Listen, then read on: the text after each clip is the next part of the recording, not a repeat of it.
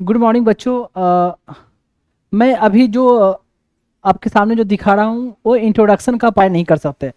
जब मैंने यहाँ पढ़ाया है तो मैंने प्रीलिम्स, मेंस, इंटरव्यू, ठीक है, प्रीलिम्स मेंस इंटरव्यू तीनों को पर्सपेक्टिव को देखते हुए मैंने कहा। अब चलते हैं जी आगे। 64 में देखो, scientific and technical education financed by the government of India. तो कुछ कुछ एंड पार्लियामेंट एंड क्या है यार, कुछ कुछ इंस्टीट्यूशन है साइंटिफिक, जानते हो ना, जैसे जैसे जैसे कुछ कुछ नाम बताओ साइंटिफिक एंड टेक्निकल एजुकेशन का। आईआईटी वाईटी हो गए। एंड सर्टिफिकेट एजुकेशन में आपका ये आएगा Indian institute of science Bangalore वाली। और भी जो है बहुत सारे उसकी एग्ज़ाम हो गई ऑल इंडिया लेवल पर। कुछ कुछ इंस्टीट्यूशन में के लिए एग्ज़ाम हो रही है, उसका नाम मुझे ध्यान में नहीं आ रहा है, जहाँ यूजी कोर्स पीजी कोर्स करवाते हैं वहाँ। तो ऐसे तो पूछेगा नहीं तो नाम से ऑब्वियस ही है, और इतना तो पेपर पढ़ते पढ़ते ऐसे ऑब्वियस से पता है यार, जानते ही हो कि किस में आता है, सेंटर का कंट्रोल है या नहीं है इस पर। And union agency and institution, professional vocational, ये ट्रेनिंग ऑफिसर क्या है, पुलिस ऑफिसर को ट्रेन करना, promotion of special study and research, कुछ नहीं, साइंटिफिक ट्रेनिंग, ये क्राइम के लिए ट्रेनिंग, साइंटिफिक ट्रेनिंग, साइंटिफिक और technical assistance in the investigation of detection of crime. उसके लिए फोरेंसिक लैब है, फोरेंसिक एजुकेशनल इंस्टीट्यूशन है, जैसे कुछ है दिल्ली में है, कुछ गुजरात में भी एक है, एक शायद चंडीगढ़ में भी है। डायरेक्टली आपको नाम जानने की जरूरत नहीं है। तो वो सेंट्रल लेवल पर इस्टेब्लिशमेंट है, सेंट्रल इंस्टीट्यूट में आता है। और पुलिस ऑफिसर को ट्रेन करने के लिए कहाँ है भाई, है ना, पुलिस को आईपीएस को ट्रेन करने के लिए कहाँ है कहीं, आईएएस को ट्रेन करने के लिए कहाँ है, मसूरी में है। इससे पुलिस को ट्रेन करने के लिए कहाँ, हैदराबाद में है, हैदराबाद में, हाँ। तो ये रहा। अब चलते हैं coordination and determination of standard of in institution for higher education और रिसर्च। कोई बड़ा बात नहीं यार। एंशियंट एंड हिस्टोरिकल मोनूमेंट, तो नाम सही है, मोनूमेंट के सबको प्रिजर्व करने के लिए क्या मिनिस्ट्री ऑफ कल्चर हमारी एक बनी हुई है, वो उनका काम है, आर्कियोलॉजिकल सर्वे ऑफ इंडिया सब है, वो लोग देख रेख करते रहेंगे इसमें, ये सेंटर का ही है archaeological survey of India. And क्या हुआ, survey of India, zoological botanical garden, ये वो और मेट्रोलॉजिकल ऑर्गेनाइजेशन, मौसम विभाग बताते रहते हैं आज बारिश होगी नहीं होगी, क्या होगा, आंधी आएगी तूफान आएगी, कहाँ बादल गरजेंगे, ऐसे ऐसे। सेंसस, जनगणना, गणना करवाना, ये सब। Union public service and all India service commission भी, ये सब यूनियन लिस्ट। यूनियन का लेवल पर pension, pension payable by government of India and और out of the consolidated fund of India. तो union pension, central government employee को जो pension मिलेगा यूनियन पेंशन, ये सब आएगा इनका। प्रोविडेंट फंड, पीएफ, ये सब सब सेंट्रल गवर्नमेंट इसको कंट्रोल करती है। देखिए, and consolidated fund of India, पहला बात तो कंसोलिडेटेड फंड में कौन कौन फंड आता है, तो पहले बता दो, पब्लिक एक होता है पब्लिक अकाउंट ऑफ इंडिया, इसमें आते हैं क्या, वो ऐसे पैसे जो सरकार को किससे आ रहे हैं, जैसे आ, आ, बैंक में डिपॉजिट, बैंकिंग डिपॉजिट से आ रहे हैं, रेलवे से आ रहे हैं पैसे, टेलीग्राफ, इसको बोल सकते हो आप,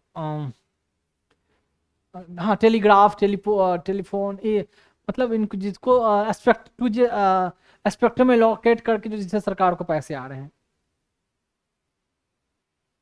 तो जिस स्पेक्ट्रम नहीं आएगा, इसमें नहीं आएगा। रेलवे से आ गए, उसके अलावा कहीं से फाइन फाइन ले रही है, कहीं से फी कलेक्ट कर रही है, किसी डिपार्टमेंटल डिपॉजिट, जुडिशियल डिपॉजिट, इससे सरकार को पैसे आ रहे हैं, वो आते हैं पब्लिक अकाउंट का पैसा, पब्लिक अकाउंट कहलाता है। वो पैसे, उसको पैसे सरकार मतलब मिनिस्ट्री अपने इस तरीके से इस्तेमाल कर सकती है, उसके लिए पार्लियामेंट से अप्रूवल की जरूरत नहीं है। कंसोलिडेटेड फंड, जो भी हमारे पास सरकार को रेवेन्यू जनरेट हो रहा है, टैक्स से आ रहा है, पार्टिकुलरली टैक्स से पैसे आ रहे हैं, वो आएगा कंसोलिडेटेड फंड का पार्ट। सरकार कहीं से लोन ले रही है, वो कंसोलिडेटेड फंड ऑफ इंडिया में जमा होंगे, या किसी को पहले लोन दिया उससे पैसे हमें वापस मिल गए, तो कंसोलिडेटेड फंड ऑफ इंडिया का पार्ट होगा। वो कंसोलिडेटेड फंड ऑफ इंडिया से जब पैसे किसी को दिया जाता है ना, तो बिना पार्लियामेंट्री अप्रूवल का किसी को पैसे नहीं, कोई उस कंसोलिडेटेड फंड को इस्तेमाल नहीं कर सकता। समझ में आ गया? कुछ कहे देखो, कुछ होता है expenditure charge on the consolidated fund of India. तो कुछ एक्सपेंडिचर होता है जो कंसोलिडेटेड फंड से आता है, पर उसके लिए पहले से फिक्स हो गया कि इतना डिसाइड हो गया, इतना मिलना है। उसमें पार्लियामेंट में लोग, मंत्री लोग, मतलब एमपी लोग बैठ कर डिस्कस नहीं करेंगे कि कम किया किया जाना चाहिए या ज़्यादा। मतलब डिस्कस कर सकते हैं, पर वोट नहीं होगा कि जितना डिसाइड हुआ वो फाइनल, उसको कम किया जाए और बढ़ाया जाए, नहीं। हाँ, डिस्कस कर सकते हैं, तो चलो अगला बार होगा तो पहले से है जो सरकार ज़्यादा अमाउंट देगी।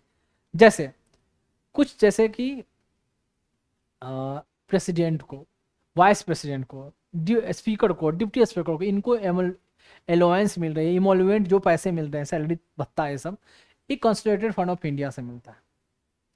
सुप्रीम कोर्ट के जजेज, इनका सैलरी वैलरी पेंशन, ये हाई कोर्ट के जजेज को सैलरी स्टेट के पैसे से मिलता है, लेकिन pension consolidated fund of India से मिलता है। एक तो ये, फिर यूपीएससी का जो वहाँ स्टाफ भी हो गए हैं, चाहे उनका ऑफिस का जो खर्चा, सीएजी का उनका अलाउंस खर्चा, वहाँ ऑफिस का खर्चा, ये सब कंसोलिडेटेड फंड ऑफ इंडिया से जाता है।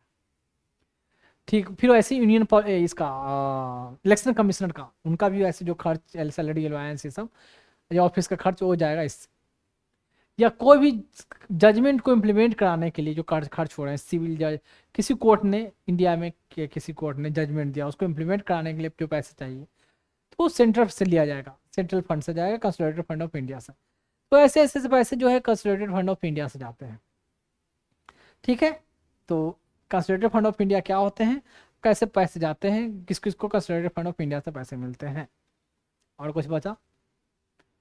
और मनी बिल, ये सब मैं ऑलरेडी कभी कभी डिस्कस हो चुका है, मनी बिल, फाइनेंस बिल के ये पढ़ा चुका हूँ। और क्या, एक होता है कंटिजेंसी फंड। तो कंटिजेंसी फंड तो पहले से डिपॉजिट रहता है फिक्स। कंटिजेंसी मतलब आपातकालीन फंड। जनरली पार्लियामेंट है जो डिसाइड करेगी कितना दिया जाना चाहिए। अगर पार्लियामेंट सेशन में नहीं है तो ज़रूरत है इमीडिएटली, तो प्रेसिडेंट डिसाइड करेगी कि हाँ इस कंटिजेंसी में कितना फंड दिया जाना चाहिए। वो फंड फाइनेंस सेक्रेटरी रखेगी, उनके नाम से इशू होगा, लेकिन वो जमा किनके नाम पर रहेगा, ऑन प्रेसिडेंट के बिहाफ पर फाइनेंस सेक्रेटरी के पास अथॉरिटी होती है पैसों को रिलीज करने का। उसको उस पैसे को भार मतलब रखने का भार जो दिया गया दायित्व, वो किसको, फाइनेंस सेक्रेटरी को। लेकिन किसके दायित्व, मतलब किसके अंदर, ऑन बिहाफ ऑफ प्रेसिडेंट के बिहाफ, प्रेसिडेंट की तरफ से, मतलब ऑन बिहाफ ऑफ प्रेसिडेंट, ऐसा माना गया है। ये हुआ कंसोलिडेटेड फंड। कहाँ गया, हाँ यहाँ आ गया, कंसोलिडेटेड फंड में मैं था अभी। पब्लिक अकाउंट, उसके लिए कोई वोटिंग नहीं, वो एग्जीक्यूटिव अपने से डिसाइड करेंगे, एग्जीक्यूटिव। एंड कंटिजेंसी के लिए भी एग्जीक्यूटिव मतलब प्रेसिडेंट डिसाइड करेगी, लेकिन अदरवाइज पार्लियामेंट करती है। जरूरी है इमीडिएटली तो प्रेसिडेंट डिक्लेयर करेगी इतना पैसा दे दिया जाए इस स्टेट को। ये हुआ consolidated contingency, public account of India. और क्या बताऊं? हाँ, कुछ बताना है? चला जाएगा। कहाँ हो जी?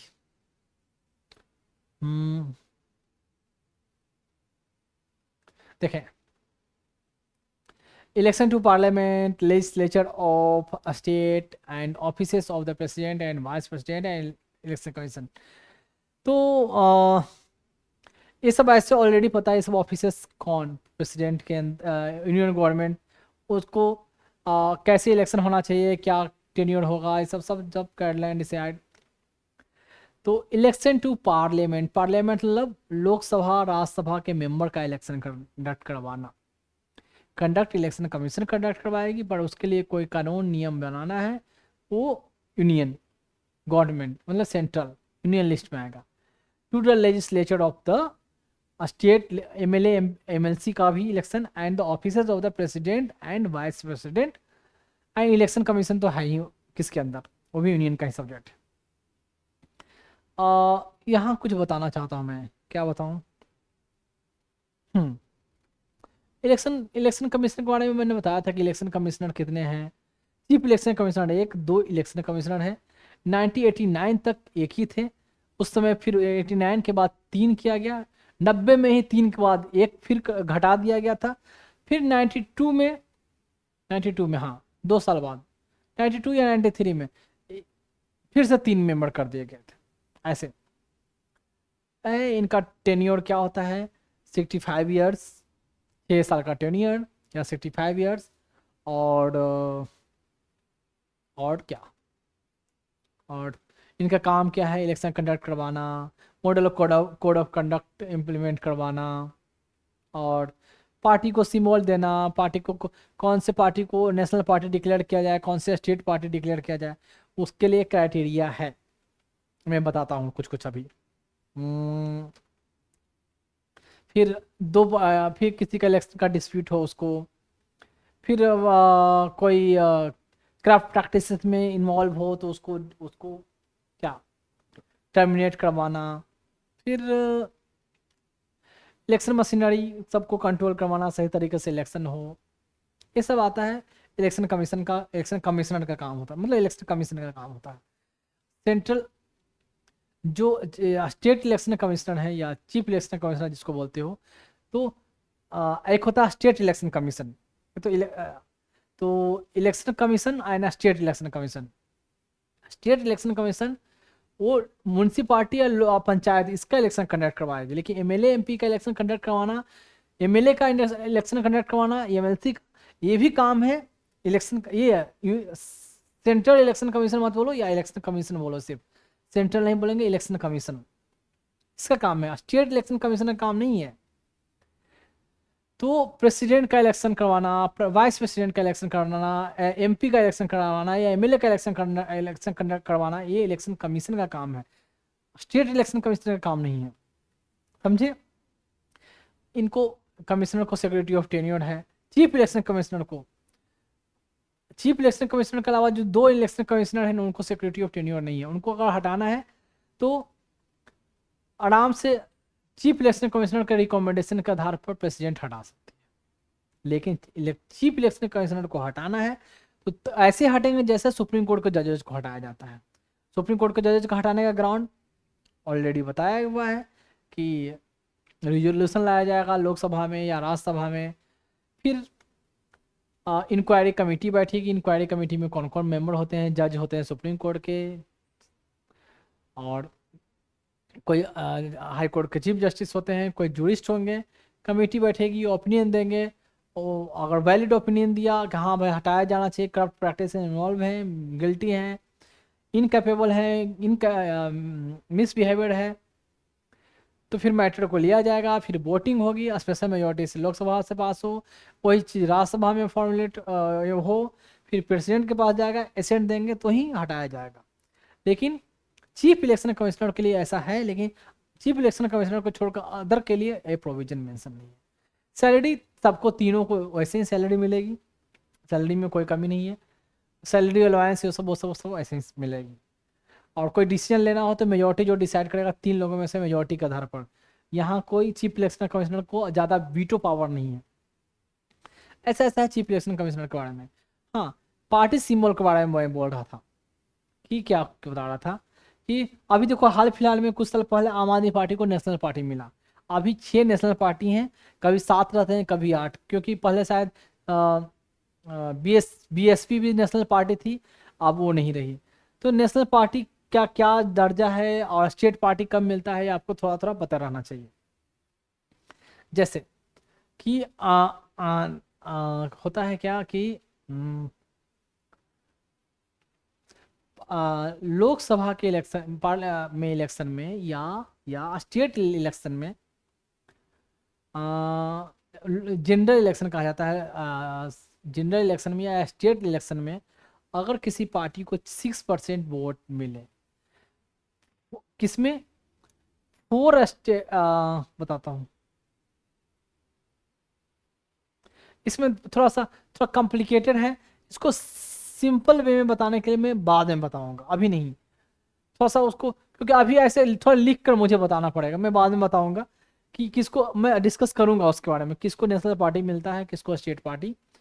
नेशनल पार्टी के लिए क्या क्राइटेरिया है, नेशनल पार्टी के लिए ज़्यादा नहीं 2-3 क्राइटेरिया है, स्टेट पार्टी के लिए 4-5-6 क्राइटेरिया है। तो किस किस ग्राउंड पर स्टेट पार्टी किस ग्राउंड पर, मतलब पोल परफॉर्मेंस, मतलब कितना वोट में शेयर आया, कितने सीट लाए आपको, ठीक है, उस बेसिस पर मिलता है, उस बेसिस पर डेजिग्नेट किया जाता है कि हाँ कि रिसेंट जो अभी प्रीवियस इलेक्शन हुए तो उस बेसिस पर डिक्लेयर किया जाता है कि हाँ इनका परफॉर्मेंस कितना रहा।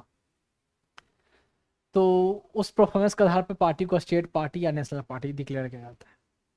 नेशनल पार्टी डिक्लेयर करने से थोड़ा बेनिफिट ये होता है कि आपको जो गवर्नमेंट के जो ब्रॉडकास्टिंग जो है चैनल, उस पर जो चुनाव प्रचार के लिए टाइम अलॉट दिया जाता है, टाइम दिया जाता है, तो आपको टाइम मिल जाएगा, दिया जाएगा, मतलब इलेक्शन कमीशन के द्वारा कि इतने घंटे आप अपना चुनाव प्रचार ब्रॉडकास्ट कर सकते हो चैनल पर। साथ में इलेक्टोरल रोल मिलेगा, इलेक्शन से पहले इलेक्टोरल रोल, इलेक्टोरल सूची मिल जाएगी कि हाँ कौन कौन उम्मीदवार, कौन कौन मतलब वोट देने वाले इस एरिया में लोग हैं, आपको लिस्ट मिलेगी। सबको नहीं मिलती, जो पॉलिटिकल जो नेशनल पार्टी है, जो मतलब है नेशनल पार्टी, उन्हीं को मिलती है। साथ में जो सिंबल आपको मिलेगा वो पूरी इंडिया में सिंबल अप्लीकेबल होगा, आपको उस पार्टी को मिला है, ठीक है। तो ये सब थोड़ा थोड़ा बेनिफिट ऐसे नेशनल पार्टी होने का मिलता है बेनिफिट। और कुछ बचा इस आगे, आगे आएगा, आगे डिस्कस होगा सब। देखो, तो यहाँ तक, यहाँ अब चलते हैं कहाँ, salary allowance, allowance of member of parliament, chairman and deputy chairman of the council of the, ये स्पीकर ऑफ द, कुछ नहीं यार, इन लोगों का सैलरी वैलरी के बारे में क्या, सैलरी फिक्स करना, कितना मिलेगा, कितना पेंशन मिलेगा, कितना अलाउंस मिलेगा, क्या क्या table allowance, medical facility, car facility, table facility, ये सब सब सब कौन डिसाइड करेगी, ऑब्वियस सी बात है यार, यूनियन लिस्ट में आएगा।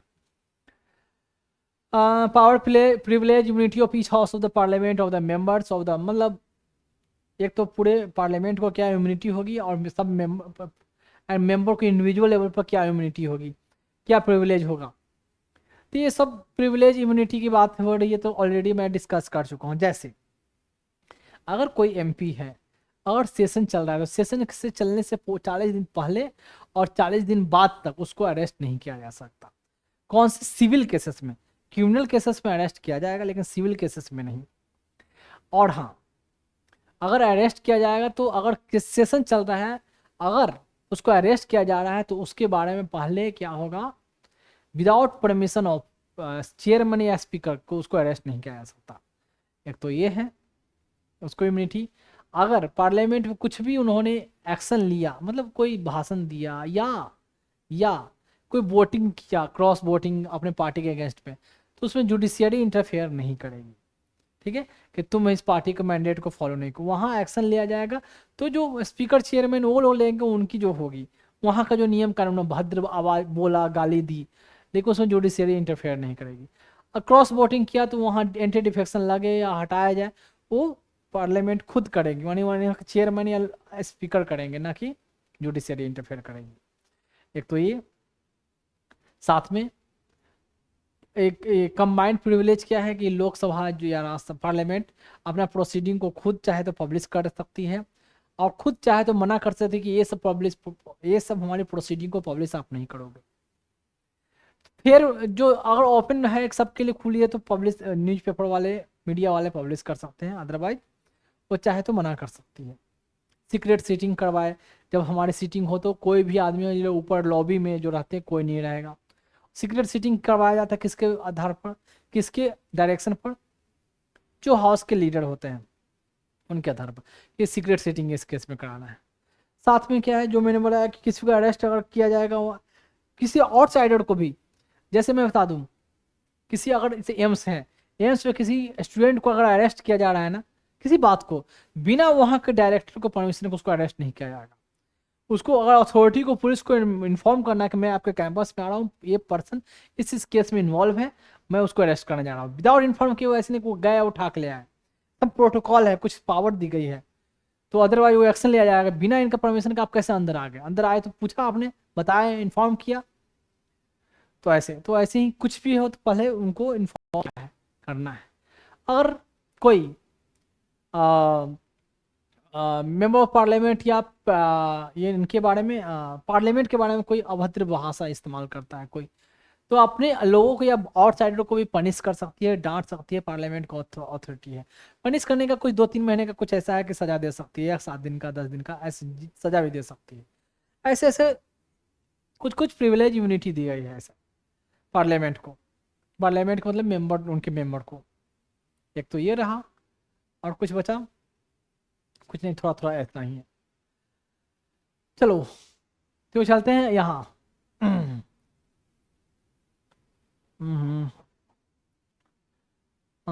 इमोलवेंट अलायंस, अलायंस प्रिविलेज यहाँ कहाँ गया? अब ये हो गया। इन respect of leave of the absence president and governor, ये वो कुछ कुछ भी नहीं आ रही, तो ऑब्वियसली लगता है किस में आएगा। अब देखो, हाँ, अगर कोई मेंबर 60 डेज और कंटिन्यूस अब्सेंट है लोकसभा या राज्यसभा में बिना परमिशन का, तो ऐसे केस में उन पर एक्शन लिया जाएगा। अगर परमिशन लिया है तो ठीक है, ने इन्फॉर्म किया है तो विदाउट इन्फॉर्मेशन, उसके लिए अब्सेंस कमेटी है लोकसभा में। राज्यसभा में कोई कमेटी नहीं है। लोकसभा में पार्लियामेंट्री कमेटी, कुछ कुछ बताऊंगा बाद में, पार्लियामेंट्री कमेटी बनी हुई है लोकसभा में, absence of the member of committee ऐसे। तो वो देखती है कौन अब्सेंट है उनके पास बिना इन्फॉर्म किए हुए। राज्यसभा में ऐसा कोई अब्सेंट है तो डायरेक्ट है जो चेयरमैन ही एक्शन लेगी। ठीक है, तो यही है alliance privilege and right in respect of leave of absence of the president and governor, salary allowance of the ये minister for the union, यहाँ कुछ है नहीं। CAG की ऑडिट ऑफ द, हाँ, audit of the account of the union and state, CAG इनके control में है, उसका एक ऑडिट करवाना वो भी है जो इनका ही यहाँ यूनियन लिस्ट में आएगा।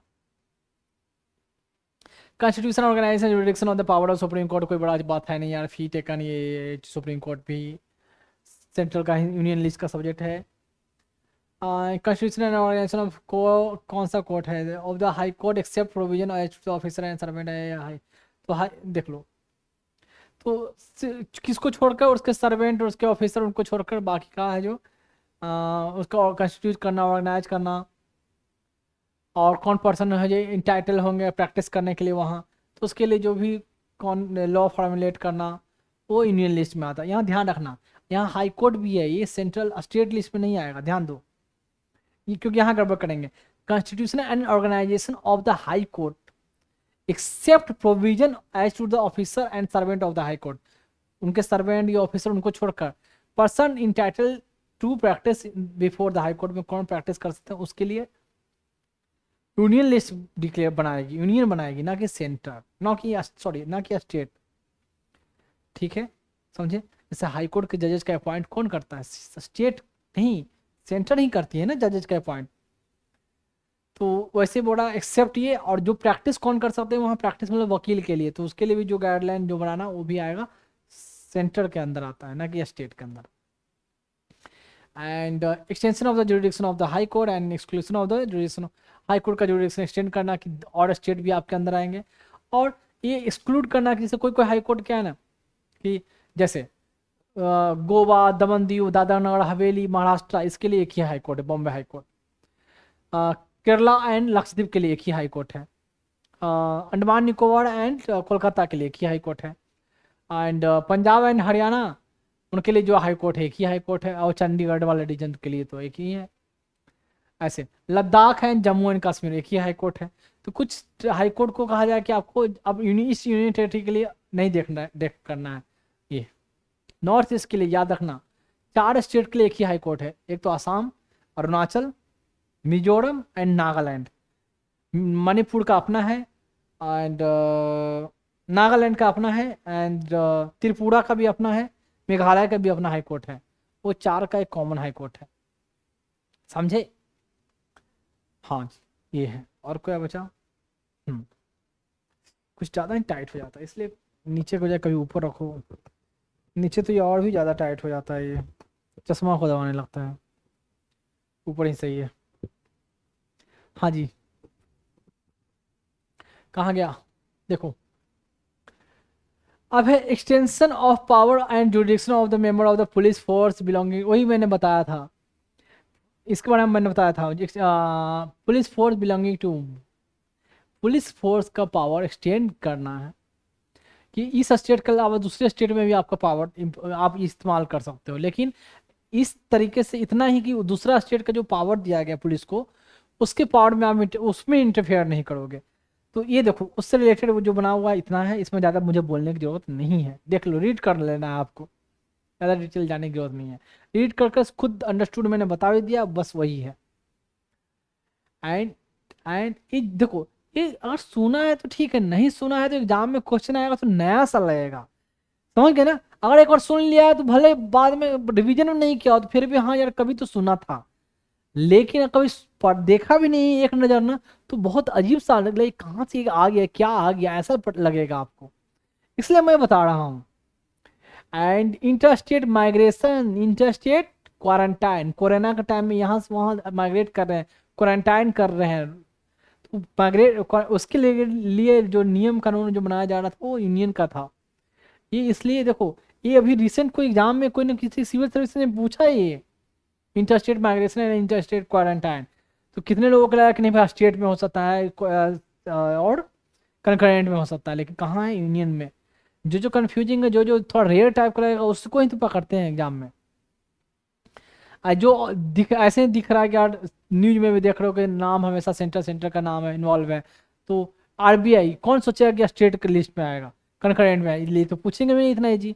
हाँ कोई ग्रुप डी का एग्जामिनेशन अगर हो तो पूछ लेंगे ग्रुप डी वाले में उन बच्चों के लिए, लेकिन इस एग्जाम के लिए तो नहीं। लेकिन इसका मतलब आपको ये भी नहीं पता होना चाहिए कि आरबीआई कौन से सब्जेक्ट में आएगा, करेंसी नोट्स किस सब्जेक्ट में आएगा, मतलब किस लिस्ट में आएगा।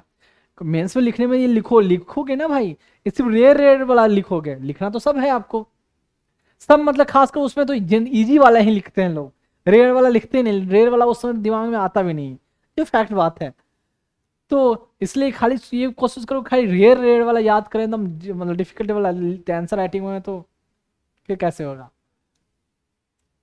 आंसर राइटिंग में आपको इस आधार पर मार्क्स नहीं देंगे कि आपने सिर्फ रेयर रेयर वाली चीजों को लिखा है, समझ गए। आंसर राइटिंग में वो तो नहीं देखा जाएगा, आंसर राइटिंग में देखा कि एग्जाम्पल में कितने एग्जाम्पल आपने दिए हैं, वहां ये देखा जाएगा आपने रेयर रेयर को 4 5 रेयर वाले दिए और इजी इजी वाले 15 दे दिए एग्जाम्पल, तो आपका 15 वाला का वैल्यू होगा ना कि ये 4 वाला का, ये जान लो, वहां पर वो मतलब नहीं है, समझे।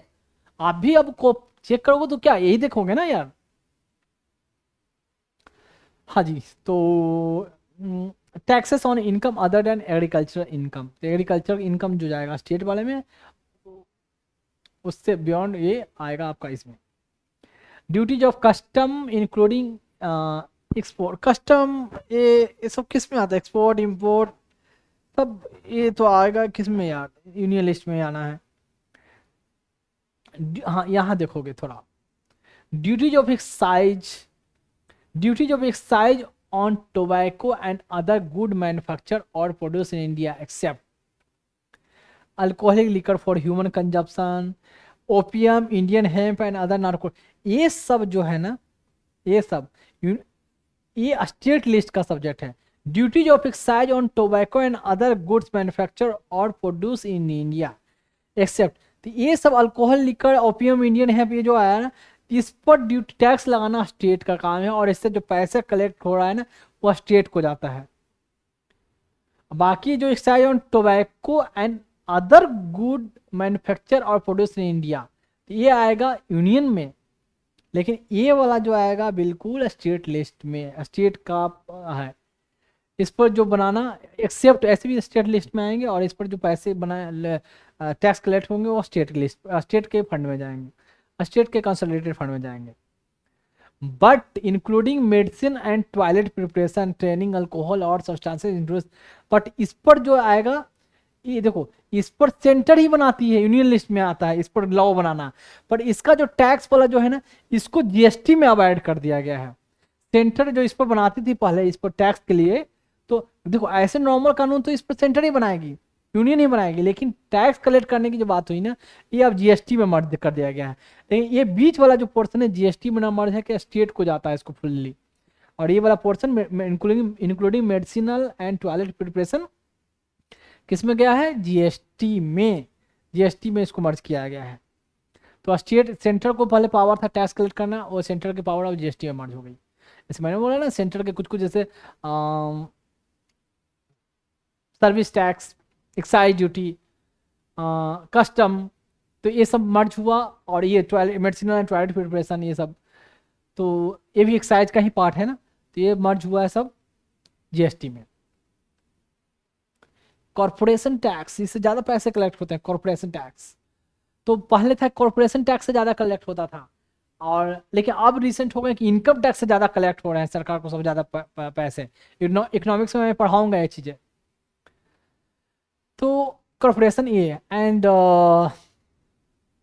Taxes on the capital value of the asset inclusive of the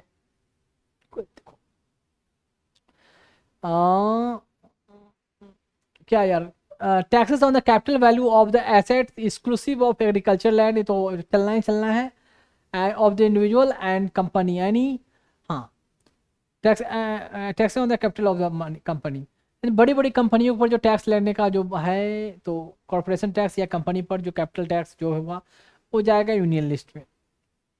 तो इसके बारे में और डिटेल में कहाँ इकोनॉमिक्स में पढ़ाऊँगा, हाँ इकोनॉमिक्स में।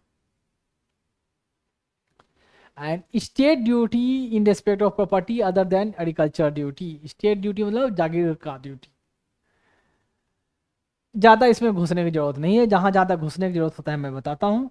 And duty in respect of succession to property other than, succession मतलब एक दूसरे से वंश, एक उत्तराधिकारी, मतलब प्रॉपर्टी कोई मर गए उनके बाद उत्तर उसके अधिकारी कोई और बने, तो वो कहलाता है succession.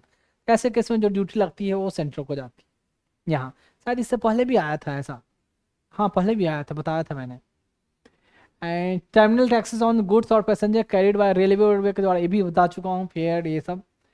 And taxes other than stamp duties on transaction in stock exchanges and future market, stock exchange future market किस में आएगा, other than stamp duties on transaction, यानी स्टैम्प ड्यूटी वाला जो है ना, अदर देन स्टैम्प ड्यूटी वाला किस में जाएगा, वो स्टेट को जाता है। स्टैम्प, इंश्योरेंस, ये सब बताया था, बिल ऑफ एक्सचेंज, तो वो सेंटर लगाती है, और कलेक्ट करना, इस्तेमाल करना स्टेट को जाता है।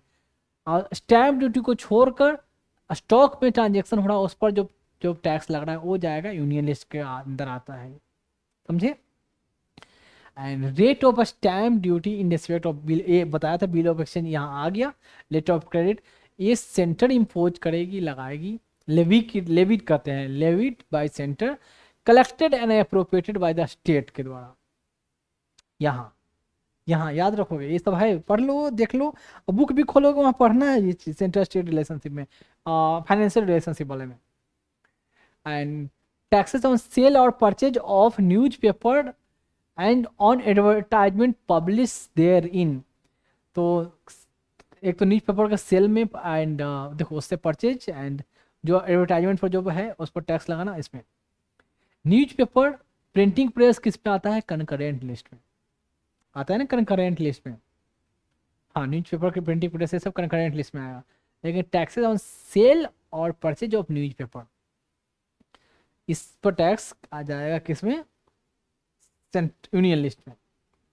ये याद रखने की जरूरत है, ठीक है ना। जहाँ थोड़ा सा कंट्रोवर्सी कन्फ्यूजन हो, मतलब उसको आपको बिल्कुल मेमोराइज कर लेने की जरूरत है।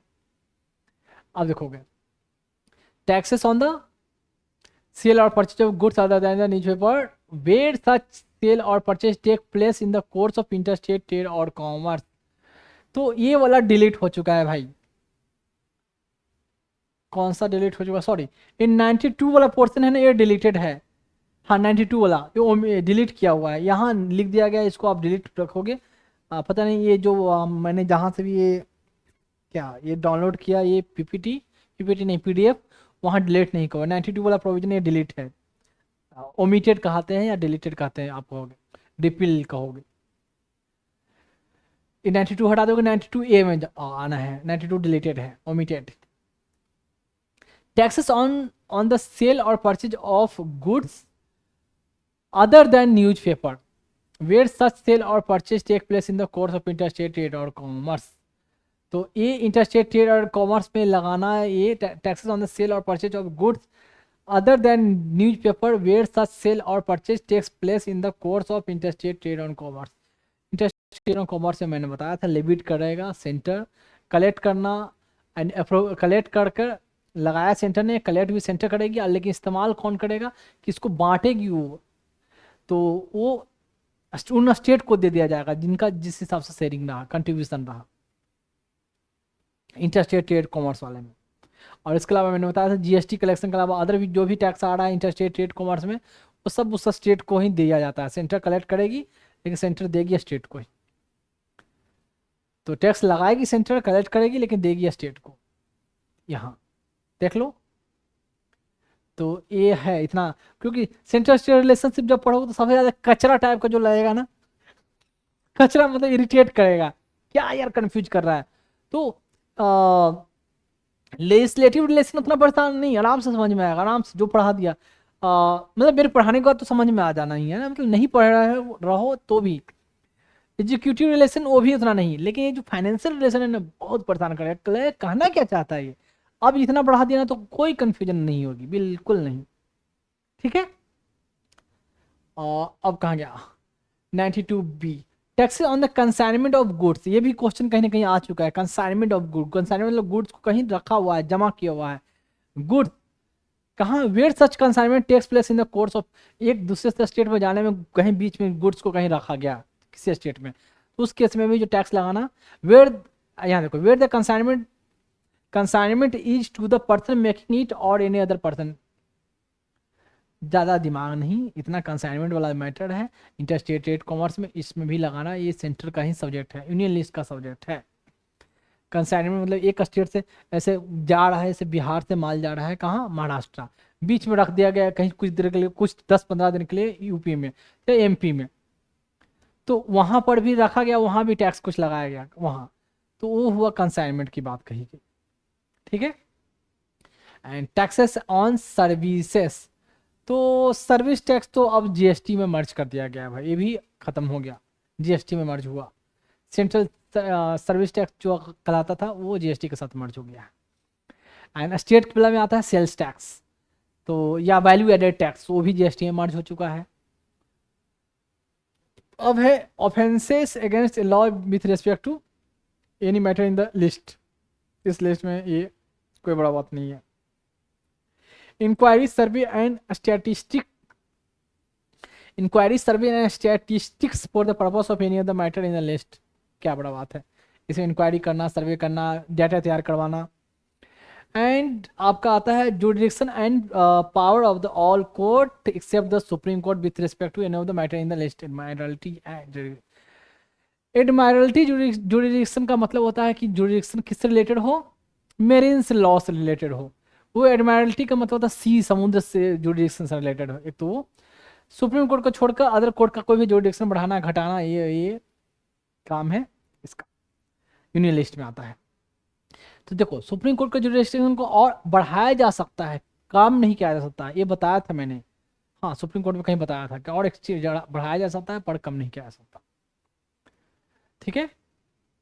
यहाँ fee in respect of any of the matter in the list but not including fee taken in any court, तो कुछ नहीं बड़ा चीज है।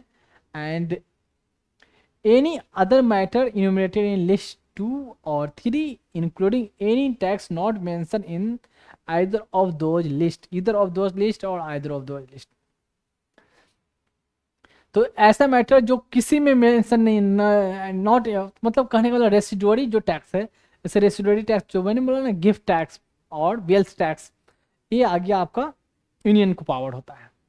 यहाँ तक हुआ यूनियन लिस्ट। सोचो 97 आ गए, 97, 98 थे, बीच में कुछ डिलीट हो गए ऐसे, तो ऐसे रहा। अब होता है, अब बताने जा रहा हूँ स्टेट लिस्ट। इसमें कुछ मुझे बताने की जरूरत है, मैं देख रहा हूँ।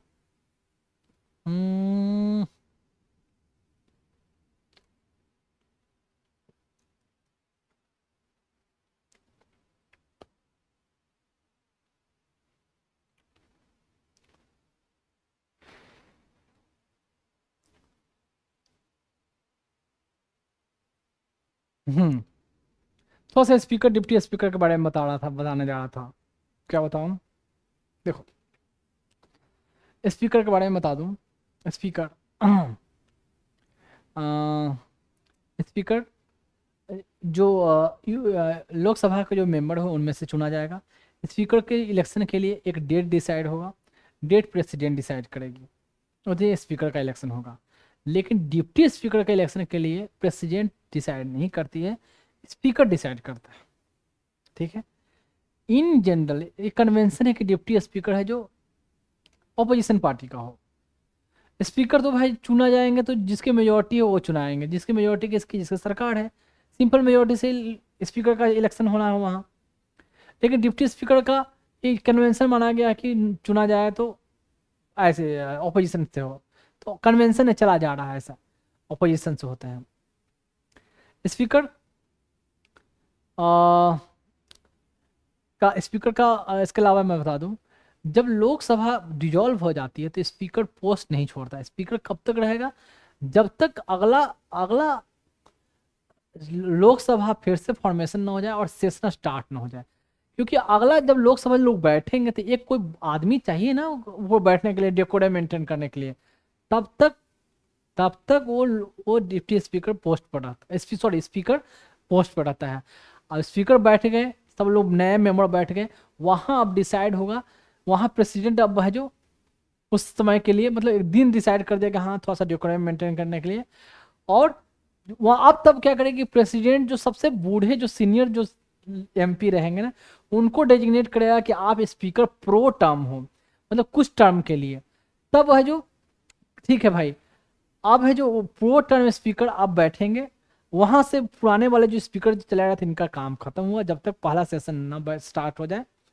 प्रो टर्म स्पीकर जो बूढ़ा स्पीकर है, अब है जो प्रेसिडेंट जो इलेक्शन डिक्लेयर कर दिए कि अब प्रो टर्म स्पीकर है जो कुछ कुछ एमपी शपथ दिलवाएंगे, ठीक है। अब है जो उनमें से अब प्रेसिडेंट डिक्लेयर कर दें कि अब फाइनल स्पीकर के लिए कब इलेक्शन होगा। जब इलेक्शन होगा, इलेक्शन होने के बाद जिसको चुना गया अब वो चुना हुआ अब रेगुलर परमानेंट स्पीकर बन गया। अब प्रो टर्म स्पीकर भी यहाँ से हट के अपना चेयर पर नीचे जैसे सब लोग बैठे हैं वहाँ जाके बैठ जाए। ये होता है। ये बताया इसलिए कि जो स्पीकर होता है, कहने का मतलब जो डिजॉल्व होने के बाद भी तब तक वो स्पीकर रहते हैं जब तक नेक्स्ट पहला सेशन स्टार्ट ना हो, वो पोस्ट उनका नहीं जाता है स्पीकर का। ठीक, यहाँ में पूछते हैं स्पीकर जो एमपी के लिए जो शपथ जो ओथ लेना है ना, वो स्पीकर और डिप्टी स्पीकर के लिए अलग से ओथ नहीं होता है, जैसे प्राइम मिनिस्टर का ओथ होगा। ठीक है, प्राइम मिनिस्टर अगर एमपी है तो फिर एमपी का तो ओथ लेंगे, लेकिन एज ए प्राइम मिनिस्टर बनेंगे तो प्राइम मिनिस्टर का शपथ लेता हूँ। लेकिन स्पीकर के नाम पर मैं स्पीकर के लिए अलग से कोई ओथ नहीं होता, या डिप्टी स्पीकर के लिए। ठीक है, एक तो ये। और इनको हटाने के लिए, स्पीकर के लिए हटाने के लिए लोकसभा में हटाया जाएगा, राज्यसभा से मतलब नहीं है। तो लोकसभा में रेजोल्यूशन पास किया जाएगा, 14 डेज का नोटिस दिया जाएगा। और इफेक्टिव मेजोरिटी जैसे है ना, इफेक्टिव मेजोरिटी इस लोकसभा डिप्टी स्पीकर को हटाने के लिए इफेक्टिव मेजोरिटी है। इफेक्टिव मेजोरिटी मतलब जितने मेंबर उनके मतलब more than half of the strength of the member present and voting नहीं। जैसे कि मान ली 543 नंबर का 543 लोगों का लोकसभा है, 543 में से 13 सीटें खाली है, तो बचे कितने 530 सीटें। 530 का इफेक्टिव मेजोरिटी मतलब आधा से ज़्यादा, वो इफेक्टिव मेजोरिटी हुआ। ये ऑलरेडी इफेक्टिव मेजोरिटी मैं बता चुका हूँ। और वही जब इनको रिजोल्व हटाने के लिए, हाँ इन जनरल स्पीकर जब वोट करते हैं, जैसे और मेंबर वोट करते हैं, तो पहला केस में वोट नहीं करते हैं, वोट की जरूरत नहीं होती है। ये फर्स्ट इंस्टांस में वोट नहीं करते हैं, और जब टाई होता है ना तो सेकंड इंस्टांस को हो उस केस में ही वोट करता है, अदरवाइज नॉर्मली ये वोटिंग नहीं करते हैं। हाउस के मेंबर तो है वोट तो कर ही सकते हैं, लेकिन ये फर्स्ट इंस्टांस में नहीं करते इन केस ऑफ टाई में। टाई में मतलब क्योंकि सेकंड इंस्टांस जब इनको पता है कि टाई हो गया तो हमारे एक वोट से कुछ हो सकता है, जिधर देंगे उधर जाएगा, तो वोट करेंगे। आज जब पहला इंस्टेंस में क्या भाई, ऑलरेडी है जी एक तरफा पूरा पलड़ा भारी है, तो उसमें स्पीकर तो क्यों वोट देना है। ऐसे हाउस में डेकोरम मेंटेन करना, शांति मेंटेन करना, सबको टाइम अलॉट करवाना, बोलने किसको बोलने दिया जाना, किसको बोलना टाइम खत्म हो गया, इसको ये हाउस का बिजनेस कैसे स्टार्ट हो, शुरू में कौन से मुद्दे को लिया जाए, कब है क्वेश्चन आवर स्टार्ट हो, 0 आवर स्टार्ट हो। पहला आवर जो हाउस स्टार्ट होता है 11 बजे से, तो इन लोग बैठते हैं, 11 से 1 बैठते हैं, 1 के बाद खाना खाने चले जाते हैं, फिर 2 बजे से बैठते हैं, लेकिन शाम को 6 बजे तक बैठते हैं। इन कहने की बातें हैं, अभी बीच में कितने उठ के जाते रहते हैं, आते रहते हैं, वो सब चलते रहता है। एक तो ये टाइम अलॉट करना, बिजनेस कैसे चला जाए, पहले किन बातों को मुद्दा लिया जाए, ये सब, किस पार्टी को कितना बोलने का टाइम दिया जाए, इसके अलावा कुछ कुछ कमेटी जो है पार्लियामेंट्री कमेटी होती है, कुछ मेंबर सब मिल के आपस में कमेटी बनाए हुए हैं। जैसे देखो कहीं भी सिस्टम में आप जाओगे ना, सिस्टम की बात कर रहा हूँ, सर्विस की बात कर रहा हूँ, तो सर्विस में बहुत सारे कमेटी बनी होती है। जैसे कैसे बताऊँ, सिविल में तो कंपेरेटिवली कम, डिफेंस में जाओगे तो डिफेंस में मान लें कि कहीं आप पोस्टेड हो, किसी कैंटोनमेंट, कैंटोनमेंट मतलब किसी बेस पर, एयरफोर्स के आधार पर दो, एयरफोर्स बेस में पोस्टेड हो, वहाँ लाइब्रेरी होगी, वहाँ मेस होगा, वहाँ कैंटीन होगी, वहाँ गार्डन होगा, वहाँ हिरन के पालने के लिए कहीं होगा, वहाँ एकोमोडेशन के लिए घर क्वार्टर के लिए होगा। तो सब के लिए कमेटी बनी रहेगी, इस कमेटी में ये ऑफिसर, ये ऑफिसर, ये ऑफिसर, सिक्योरिटी उसके लिए कमेटी बनी रहेगी। तो ऐसे कमेटी बनी रहती है। तो ऐसे पार्लियामेंट में बहुत सारे मेंबर के लिए कमेटी बनाई गई है। तो business advisory committee, rules committee, general purpose committee, इन सब कमेटी के चेयरमैन खुद होते हैं, स्पीकर होते हैं। तो रूल्स कमेटी क्या, रूल्स कैसे फॉर्मुलेट किया जाना चाहिए पार्लियामेंट में, कौन रूल पार्लियामेंट के लिए प्रोसीडिंग के लिए क्या रूल्स, कंडक्ट ऑफ बिजनेस के लिए क्या नियम होना चाहिए, वो रूल बनाना है। तो ये सब कुछ मेंबर बनाएंगे, कुछ बदलाव की ज़रूरत है ऐसे। तो उस केस में उसके जो चेयरमैन होते हैं ये होते हैं स्पीकर। बिजनेस एडवाइजरी कमेटी, पढ़ोगे किताब तो ले घूम फिर के कहना क्या चाहता है, बिजनेस कैसे चला है, कौन बिजनेस को कैसे लिया जाए, कौन मैटर को लिया जाना चाहिए। ये बिजनेस मतलब लेन देन, हिसाब किताब, वहाँ मतलब वो बिजनेस, वहाँ कोई बिजनेस मतलब कोई सामान बेच वेच नहीं रहा, वहाँ बिजनेस नहीं इस कंटेक्स्ट में। वहाँ काम धंधा कैसे चला जाए, क्या बात पर बहस किया जाए, कौन बातों को डिस्कस किया जाए, कौन बिल लाया जाए, कौन बिल ना लाया जाए, कौन कानून अभी लाने की जरूरत है, वो सब बिजनेस कहलाता है। ठीक है। तो वो बिजनेस एडवाइजरी कमेटी, तो उसके लिए भी चेयरमैन होते हैं ये। जनरल पर्पस कमेटी कहते हैं मतलब जो बातें किसी भी कमेटी में नहीं आती, क्योंकि बहुत सारे कमेटियां है वहाँ। जैसे public account committee, estimate committee, committee on public undertaking, committee on public sector undertaking, general purpose committee, business advisory committee, ethics committee, housing committee, options committee, क्या बोल लूँ, कंसल्टेटिव कमेटी, एडहॉक कमेटी, फिर इतने सारे कमेटी है ना कि department related standing committee, 24 department related standing committee है। डिफरेंट डिफरेंट मिनिस्ट्री डिपार्टमेंट से जुड़ी होती है, उनको में देख रेख करना, क्या कैसे काम कर रहे हैं, क्या नियम ला रहे हैं, क्या स्कीम ला रहे हैं, सही तरीके से काम कर रहे हैं कि नहीं, वो सब क्या रूल फ्रेम किया, उसमें क्या बदलाव की जरूरत है, ऐसे ऐसे सब घूम फिर को ऐसे कहते है कमेटी। तो इतनी सारी कमेटी है। एक तो वो कमेटी के बारे में मैं जनरली बताया। ठीक है। तो स्पीकर के बारे में यहाँ रहा, और क्या बताना था। स्पीकर को किसी किसी यूके में क्या है कि जब कोई स्पीकर बनाना, तो वो जिस पार्टी का कैंडिडेट वो पार्टी छोड़ देता है। क्यों कि हम किसी पार्टी में नहीं रहेंगे तो न्यूट्रल रहेंगे, बिल्कुल पक्षपात नहीं करेंगे। लेकिन इंडिया में क्या है कि अगर बीजेपी का मेंबर है, स्पीकर बने तो बीजेपी के ही रहेंगे, वो छोड़ते नहीं है, बीजेपी के मेंबरशिप छोड़ते नहीं है, प्रोविजन नहीं है। लेकिन यूके में जनरली कन्वेंशन है कि अगर किसी को प्रेसिडेंट स्पीकर बनाया जाए तो उसको उस पार्टी से रिजाइन करके न्यूट्रल रहना है। इंडिया में ऐसा नहीं है। तो ऐसा, और क्या स्पीकर के बारे में कुछ है, देखता हूँ। रूल्स बनाना, नियम बनाना, जनरल पर्पस, टाइमिंग डिसाइड करना, एलोकेट करना, हाँ किसी मेंबर पर एक्शन लेना, किसी हाँ, और किसी को किसी को मेंबरशिप से ख़त्म करना। तो क्या किसी ने मान लिया कि या एंटी डिफेक्शन लगा वहाँ, पार्टी के अगेंस्ट में जाके वोटिंग की, तो उस पर 14 दिन के अंदर उसको रिपोर्ट किया जाएगा कि हाँ भाई इस पर उनके पार्टी ने कहा कि हमने मैंडेट किया था कि वोट ऐसे करो, इसने ऐसे वोट किया, एक्शन लीजिए इस पर, तो उसको डिस्क्वालीफाई करना।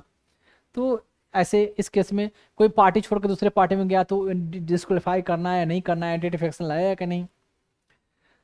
तो स्पीकर ये सब चीज़ें डिसाइड करती है। साथ में कोई बिल मनी बिल है या नहीं है, स्पीकर ने कह दिया, इंडोर्स किया कि ये बिल मनी बिल है तो मनी बिल है। तो देखिए फाइनेंशियल बिल, मनी बिल, ये सब में बहुत कन्फ्यूजन चलता है। रीजन क्या है, जो मैटर फाइनेंशियल बिल भी पैसे का लेन देन मैटर उससे रिलेटेड है, टैक्स से, और मनी बिल जो पैसे टैक्स से है ही। मनी बिल में कुछ कुछ आते हैं ऐसा मैटर जो कंसोलिडेटेड फंड में पैसे उससे पैसे लेने देने उससे मैटर है, वो मनी बिल कहलाता है। कंटेंजेंसी फंड से भी कुछ मैटर पैसे लेने का हो, वो भी मनी बिल का पार्ट कहलाता है। फिर कंसोलिडेटेड फंड से पैसों को लेकर इस्तेमाल कैसे करना है, वो भी मनी बिल कहलाता है। लेकिन पब्लिक अकाउंट का पैसे को अप्रोप्रिएट करना, वो मनी बिल का पार्ट नहीं है। ये एग्जाम में आता है, कंसोलिडेटेड फंड को मनी को अप्रोप्रिएट करना, विड्रॉल करना, उसमें पैसे डालना कंसोलिडेटेड फंड में मनी बिल का पार्ट है। लेकिन पब्लिक पब्लिक अकाउंट को पैसों को इस्तेमाल करना, कैसे अप्रोप्रिएट किया जाए, वो मनी बिल का पार्ट नहीं है। बेसिकली मनी बिल किसी को टैक्स लगाना, टैक्स बढ़ाना घटाना जो भी हो, इम्पोज करना, वो मनी बिल का पार्ट होता है। समझ में आ गया? तो ये मनी बिल है। मनी बिल को सिर्फ लोकसभा में उसके बारे में वोटिंग होती है, राज्यसभा में नहीं। राज्यसभा में डिस्कस करेंगे, रिकमेंड करेंगे कि इसमें टैक्स बढ़ाना चाहिए और ये और लगाना चाहिए, कम किया जाना चाहिए। लेकिन उसको माने या ना माने लोकसभा की मर्जी है। राज्यसभा तुमको जो बोलना है बोलो, लेकिन लोकसभा का चलेगा, राज्यसभा से कोई मतलब नहीं है। जाएगा वहाँ 14 दिन के अंदर भेजना है भेज दो, नहीं भेज सकते तो भी हम मानेंगे कि हमारा मनी बिल पास हो गया आपकी तरफ से। ऐसा पावर है मनी बिल। यानी फाइनेंशियल मैटर में लोकसभा को पावर, पैसे के मैटर में। इसलिए राज्यसभा को थोड़ा कहा जाता है कि राज्यसभा कंपेरेटिवली लोकसभा के से कम पावर है। ऐसे क्योंकि पैसे का मेन कंट्रोल किसके हाथ में? लोकसभा के हाथों में। और क्या, ज्वाइंट सेशन कभी होता है, कोई बिल फंस जा रही है, लोकसभा राज्यसभा से पास नहीं हो पा रहा है, कोई मैटर के लिए अटक गया, 6 महीना हो गया, लेकिन लोकसभा या राज्यसभा ने कुछ दिया नहीं, पास ही नहीं किया। प्रेसिडेंट कहती है कि ऐसे बिल फंसे हुए हैं तो ज्वाइंट सेशन बुलाया जाए। ज्वाइंट सेशन में दोनों मेंबर के लोग बैठेंगे, वहाँ सिंपल मेजोरिटी से वोटिंग होगी। जनरली लोकसभा में 543 लोग हैं, यहाँ राज्यसभा में 200 कितना 245 ही लोग हैं। तो जिसकी लोकसभा में मेजोरिटी होती है, ओवरऑल मेजोरिटी लोकसभा वाले जिसकी पार्टी, उसी की मेजोरिटी हो जाती है। तो सिंपल मेजोरिटी से ज्वाइंट सेशन में डिसाइड होगा। तो ज्वाइंट सेशन में को लीड कौन करेगा, प्रिसाइड कौन करेगा? स्पीकर करेंगे, ना कि चेयरमैन, मतलब वाइस प्रेसिडेंट नहीं करते हैं। राज्यसभा का जो चेयरमैन होते हैं, जो प्रिसाइड करते हैं, वो तो वाइस प्रेसिडेंट ही तो होते हैं ना, वही तो प्रिसाइड करते हैं। और लोकसभा में प्रेसिडेंट प्रिसाइड नहीं करते, यहाँ स्पीकर है। लेकिन राज्यसभा के लिए कोई स्पीकर वैसा नहीं है, वहाँ वाइस प्रेसिडेंट को ही बोल दिया गया कि आप प्रिसाइड करोगे, हाउस को लीड करोगे। वहाँ से आप ऑर्डर जो भी बोलना है या शांति जो भी हो, वहाँ से डिसाइड करना है। जैसे अभी जगदीप धनखड़ हैं राज्यसभा के प्रिसाइडिंग ऑफिसर, या आप कह सकते हो चेयरमैन या vice president of India. Lok Sabha में ओम बिरला है। तो ये हुआ। हाँ, तो मनी बिल के लिए कोई एक ज्वाइंट सेशन नहीं होता है, क्योंकि मनी बिल लोकसभा ने पास कर दिया तो पास सिंपल मेजोरिटी से। कॉन्स्टिट्यूशनल अमेंडमेंट बिल के लिए कोई ज्वाइंट सेशन नहीं होता है, ठीक है। सिंपल बिल के लिए ज्वाइंट सेशन का प्रोविजन है। यहाँ तक कि फाइनेंशियल बिल के लिए भी देखो, एक तो होता है मनी बिल, एक होता है फाइनेंशियल बिल। बहुत कंफ्यूज करता है, एग्जाम में भी ऐसे आते हैं, बहुत एग्जाम में भी, रिसेंट एग्जाम में आए हैं। फाइनेंशियल बिल में भी फाइनेंशियल बिल 1, फाइनेंशियल बिल 2 है। बुक में पढ़ोगे तो इतना कन्फ्यूजन लगा, कहना क्या चाहता है। मैं बता दूं कि फाइनेंशियल बिल के लिए अभी रहने दो, आगे कभी आएगा तो मैं बताऊंगा, नहीं तो अभी बहुत ज़्यादा कन्फ्यूजिंग, कचरा कचरा सा हो जाएगा। इतना इतना रफली बताया, और एक कन्फ्यूजिंग वाली बातें मैं बाद में बताऊंगा। और क्या बचा? हाँ, अब मैं स्पीकर में था। स्पीकर को पावर, मनी बिल का हो गया, ज्वाइंट सेशन को हाउस में डेकोरम मेंटेन करना, किसी मेंबर को डिस्क्वालीफाई करना। हाँ, किसी को डिस्क्वालीफाई किए तो उसका आगे जुडिशियल रिव्यू हो सकता है, वो आगे जाकर कोर्ट में अपील कर सकता है। ऐसा नहीं कि वो पहले था कि ये इन्होंने किसी को डिस्क्वालीफाई कर दिया तो डिस्क्वालीफाई, बाद में कोर्ट के पास जाएगा तो कोर्ट क्या बोलेगा? नहीं भाई, हमारे पास आएगा। क्यों? राइट बनता है उसका। क्योंकि पता है कि आजकल के स्पीकर क्या है, बायस कर होते हैं, पक्षपात करते हैं, जिस पार्टी को होते हैं उस पार्टी के सपोर्ट में रहते हैं। इसलिए इनके फेयर जजमेंट नहीं हो सकती है। तो इस केस में ठीक है भाई, मैटर को मैं सुनूंगा। ये हुआ आपका कहाँ का मैटर, स्पीकर का। और डिजाइन तो पहले मन है तो टेन्योर जब लोग बताया कब खत्म होगा, पहले भी रिजाइन कर सकते हैं, पहले इसको हटाया भी जा सकता है किस ग्राउंड पर, वैसे ग्राउंड कुछ भी हो, इनकैपेसिटी हो, मिसबिहेवियर हो, इस आधार पर। और क्या, इतना ही। फिर डिप्टी स्पीकर, वैसे ही डिप्टी स्पीकर का काम, जब तक स्पीकर है तो नॉर्मल मेंबर ऑफ पार्लियामेंट की तरह, स्पीकर वो डिप्टी स्पीकर तभी एक्टिव होंगे, मतलब जब स्पीकर नहीं है, छुट्टी पे है, कहीं चले गए, बीमार हैं, रिजाइन कर दिए, तो उस केस में डिप्टी स्पीकर वही काम करेंगे जो स्पीकर काम करते हैं, बिल्कुल same to same deputy speaker का काम हो जाएगा। ये हो गया डिप्टी स्पीकर का रिगार्डिंग, और कुछ नहीं। राज्यसभा में, राज्यसभा के चेयरमैन का सेम टू सेम जैसे स्पीकर का काम है, डेकोरम मेंटेन करना, ये टाइम अलॉट करना, ये सब वो सब वो सब। राज्यसभा का मेंबर, राज्यसभा के जो स्पीकर प्रिसाइडिंग ऑफिसर जो है, कौन है, वाइस प्रेसिडेंट, वोट करने का उनको राइट नहीं है। क्यों? क्योंकि राज्यसभा के मेंबर है ही नहीं, कोई एमपी है ही नहीं। स्पीकर तो एमपी है तो वोट कर सकते हैं, फर्स्ट इंस्टांस में टाइम है, लेकिन राज्यसभा के एमपी जो प्रिसाइडिंग ऑफिसर जो है, कौन है, प्रेसिडेंट, वाइस प्रेसिडेंट है। वो वाइस प्रेसिडेंट कोई एमपी तो नहीं है ना, लोकसभा के राज्यसभा के प्रेसिडेंट की तरह, जैसे प्रेसिडेंट और वाइस प्रेसिडेंट कोई एमपी नहीं होते हैं, मेंबर ऑफ पार्लियामेंट नहीं होते हैं। तो ऐसे अगर है ही नहीं तो यहाँ पर कोई वोटिंग वाली बात होगी, ऐसे केस में वोट देने का तो राइट ही नहीं बनता इनका, वाइस प्रेसिडेंट का। एक तो ये है। और कुछ वाइस प्रेसिडेंट में, वाइस प्रेसिडेंट में और कुछ खास नहीं। चलो, इतना तक रहा ये सब चीज़ें में। और देखता हूँ कुछ में, स्पीकर प्रोग्राम बता दिया, स्पीकर बता दिया कब तक रहेंगे, डिप्टी स्पीकर थोड़ा बता दिया, वो कोई सेपरेट ओथ नहीं होती। राज्यसभा के प्रिसाइडिंग ऑफिसर कौन होते हैं वो, हाँ, राज्यसभा में जैसे वाइस प्रेसिडेंट हुए ना, जो क्या करेंगे, चेयरमैन कहलाएंगे, उसी टाइप से चेयरमैन के अलावा वहाँ पे डिप्टी चेयरमैन होते हैं। ऐसे स्पीकर, डिप्टी स्पीकर, वहाँ chairman, deputy chairman. Deputy chairman भी वैसे, डिप्टी चेयरमैन देखो उस राज्यसभा के मेंबर में से चुने जाते हैं। अब वो डिप्टी चेयरमैन है, अगर वो चेयरमैन की तरह काम कर रहा है, जैसे कि वाइस प्रेसिडेंट नहीं है, छुट्टी पे गए, वाट एवर रीजन, अब ये चेयरमैन की तरह अगर काम कर रहा है, कौन, डिप्टी, सॉरी, वाइस चेयरमैन, जिसको चेयरमैन कौन है, उपराष्ट्रपति ही चेयरमैन है। एंड हो गया, वाइस चेयरमैन कौन है, वाइस चेयरमैन वहां के राज्यसभा के ही मेंबर। तो ये मेंबर है तो इनको वोटिंग राइट तो रहेगा, ये वोट दे सकते हैं, कास्टिंग वोट, मतलब फर्स्ट इंस्टांस में वोट नहीं करेंगे, जब टाई मैटर हो जाएगा तो कास्टिंग वोट। एक तो ये रहा।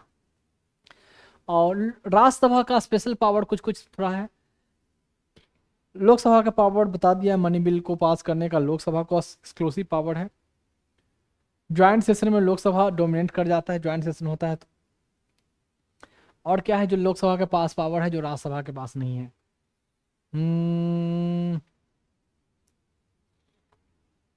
देखें, हाँ, राज्यसभा के पास कुछ पावर जो बता दूं, सो ऑल इंडिया सर्विस को बनाने के लिए जो है, जो रिकमेंड जो है राज्यसभा करती है, रिजोल्यूशन लाती है कि नया ऑल इंडिया सर्विस क्रिएट किया जाना चाहिए। साथ में दो स्टेट सब्जेक्ट में अगर कोई, बताया था मैंने, स्टेट सब्जेक्ट में अगर लॉ बनाना है तो राज्यसभा है जो रिजोल्यूशन लाती है। एक तो राज्यसभा की पावर है, और राज्यसभा को ऐसा क्या पावर है जो लोकसभा को नहीं है, तो राज्यसभा परमानेंट बॉडी है, कभी डिजॉल्व नहीं होती है। हर 2-2 साल में इसके एमपी का इलेक्शन होता रहता है, इनके मेंबर ऑफ पार्लियामेंट का, राज्यसभा के एमपी का। 2-2 साल में नए नए नए, 2 साल में इनका नए नए नए नए आते रहते हैं। यानी 6 साल का टेन्योर है, 5 साल का नहीं है, हाँ 5-6 साल का है ऐसा। कुछ मेंबर नॉमिनेटेड होते हैं, कुछ 12 मेंबर नॉमिनेट होते हैं, सोशल, जिनका contribution social service, art, literature, इसमें आर्ट, लिटरेचर एंड साइंस, जिसमें कंट्रीब्यूशन, उसमें 12 लोगों को नॉमिनेट किया जाता है। ये है राज्यसभा के बारे में। और कुछ राज्यसभा के बारे में, हम्म, राज्यसभा के बारे में इतना तो हुआ राज्यसभा का। देखो, किसी स्टेट का,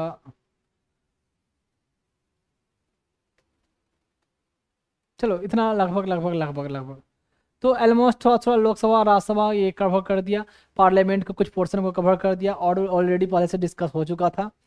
कंसोलिडेटेड फंड इतना बताया, आगे कुछ और आएगा तो मैं आगे और डिस्कस कर दूंगा, कुछ ना कुछ कहीं ना कहीं इतना आते आते आते में आ जाएगा। तो लगभग मैं बेसिकली मैं बता रहा हूँ कि ये जो चैप्टर मैं पढ़ा रहा हूँ ना, ये फेडरल सिस्टम, इसमें आपका central state relationship, inter state council या और पार्लियामेंट, इलेक्शन, और इलेक्शन लॉ, इलेक्शन कमीशन, मतलब 6 चैप्टर तो मैं ऐसे ही बता रहा हूँ, और भी चैप्टर जो इसमें इसके साथ में धीरे धीरे वो बहुत सारे चैप्टर कवर हो जाएंगे। ठीक है, तो अब तक के लिए ये, अभी इसके बाद चलते हैं हम कहाँ कहाँ गया,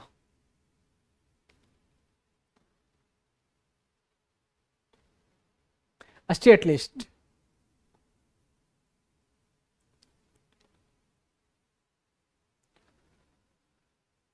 हाँ ये रहा,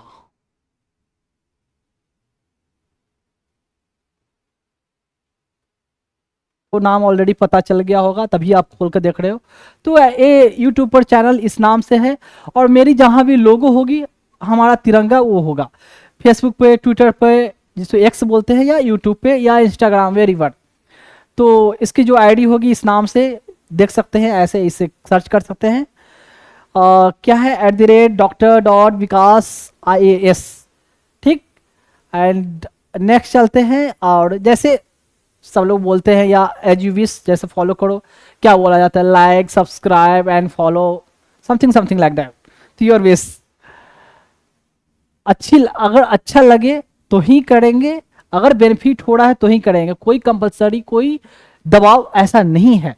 ठीक है, खुद अगर लगा कि हाँ हमने समथिंग डिफरेंट अचीव किया, कुछ मुझे अच्छा मिला, देन ओनली, कोई कंपलसरी नहीं है।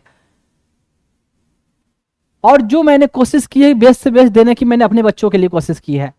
और ये इंस्टाग्राम का है, तो इंस्टाग्राम का ये लोगो, जैसे यहाँ यूट्यूब का लोगो था, ये इंस्टाग्राम का लोगो है।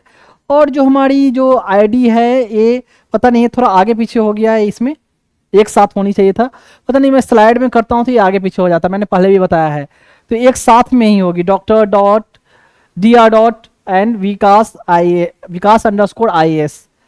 तो ये रहेगा आपका इंस्टाग्राम पर। हालांकि यूट्यूब, इंस्टाग्राम जितने भी हैं सब लिंक किया हुआ है, तो एक से जाकर दूसरी जगह आप जा सकते हो। तो थोड़ा सा इसकी एक जगह कर लेंगे, ये अपन अप डाउन हो गया है, लैपटॉप में तो नॉर्मल दिखता है स्लाइड में, पर इसमें करने के बाद यहाँ ऐसे आ जाता है डिजिटल बोर्ड पे। ये है ट्विटर, जिसको अब एक्स बोलते हैं, पहले ओल्ड ये था ट्विटर एंड अब हो गया है एक्स। तो एक्स में जो हमारी अकाउंट है ऐसे फॉर्मेट जो आपको दिखेगी ऐसे इस तरीके से दिखेगा, और जो जो आईडी जो होता है @Dr_Vikas_IAS, तो इस नाम से आएगा ऐसे। एंड नेक्स्ट है फेसबुक पे, तो फेसबुक पे इस नाम से फेसबुक का लोगो एंड जो चैनल रहेगा उस पर ऐसे आएगी, और आई थिंक सिंपल ये डालने से ही शायद ओपन हो जाए या आपको सामने विजिबल होगा, तो ये आप देख सकते हो। ठीक है, में पता नहीं। ये है बार कोड, एंड मैंने जो पर्पस बताया किन बच्चों के लिए मैं ये कलेक्ट कर रहा हूँ, मैं एक बात बता दूं कि जिन बच्चों के लिए मैं कलेक्ट कर रहा हूँ ना, वो ऐसा नहीं है कि वो ऑर्फेंज रहेंगे, उनको मैंने अपनाया है। तो एज ए उन बच्चों का सिर्फ सिर्फ जैसे मैं बता दूं, कोई अपने बच्चों को पालता है, कोई बाप अपने बच्चों को पालने के लिए मेहनत करता है, ठीक है। तो बस बेसिकली वही है कि मैं उन बच्चों को अपने पालने के लिए मैं ये मेहनत कर रहा हूँ। तो उन बच्चों का सिर्फ मैं बाप ही नहीं हूँ, मैं उन बच्चों का माँ भी हूँ, दोनों हूँ। तो सोचे मुझे उससे कितनी ज़्यादा मेहनत करनी पड़ेगी, ठीक है। कोई मैं एनजीओ, मैं क्लियरली कर दूं कि मैं कोई एनजीओ नहीं चला रहा हूँ, कि एनजीओ अगर चलाऊंगा तो पर्पस तो वही हो गया, बात तो वही होगी कि बच्चे ऑलरेडी तो कोई अनाथालय वो एनजीओ कोई चला रही है, तो वहां से लाके मैंने फिर से यहाँ अनाथालय में झोंक दिया।